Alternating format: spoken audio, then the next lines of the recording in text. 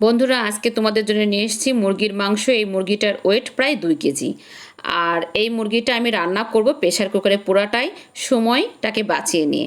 আর এই মুরগি রান্না করতে লাগবে পেঁয়াজ, রসুন, আদা বাটা, জিরা বাটা, লঙ্কার গুঁড়ো, হলুদের গুঁড়ো, আর লাগবে স্বাদ মতো লবণ আর খাঁটি সরষের তেল। প্রথমে আমি প্রেশারে সব কিছু কাঁচা কাঁচাই দিয়ে দিলাম, কোনো রকম ভাজবো না, ভাজা ছাড়াই আজকে আমি রান্নাটা করব। আর শুধু ময় মশলা কাঁচা দিয়ে কষাবো, কষিয়ে রান্নাটা করব।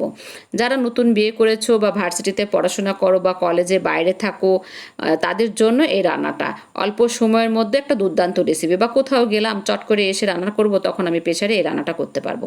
এরকম সবার দিক চিন্তা করে আমি রান্নাটা করেছি। আর আমি সবসময় রান্নাতে একটা কথা বলে রাখি, পরিমাণ মতো মশলা দেবে। খুব একটা বেশি মশলা দিয়ে তরকারিটা নষ্ট করবে না।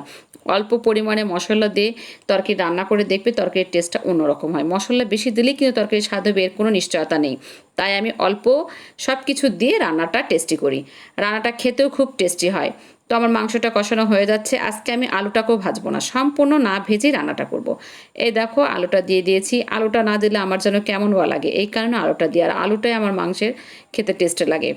অনেকে আলু দেয় না, কিন্তু আলু না দিলে আমি মনে হয় কি মাংসেতে কি যেন একটা দিইনি, এই কারণে আলুটা দিই। আর অল্প পরিমাণ জল দিলাম। এখন আমি প্রেশারে কুকারে সিটি ফেলে নিব। দিলে আমার রান্নাটা কমপ্লিট। আর গরম মশলা দেবো নামানোর আগ দিয়ে। তো আমার রান্নাটা হয়ে গেছে। এই দেখো আমার রান্নার কালারটা কত সুন্দর এসছে, খেতেও অনেক টেস্টি। তাই তোমাদের খাওয়ার পর রিভিউ দিলাম।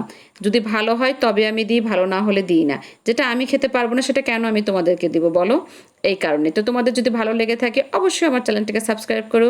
আর বেশি বেশি করে লাইক, কমেন্ট, শেয়ার করে দিদিভাইয়ের পাশে থেকো। দিদিভাইকে একটু এগিয়ে যাওয়ার সাহায্য করো। তোমরা ছাড়া আমার আছে কে বলো? তোমরাই তো আমার সব। তাই তোমাদেরকে সব কথা খুলে বলি আর চেষ্টা করি তোমাদেরকে একটু করে কিছু দেবার। তা ভালো থেকো।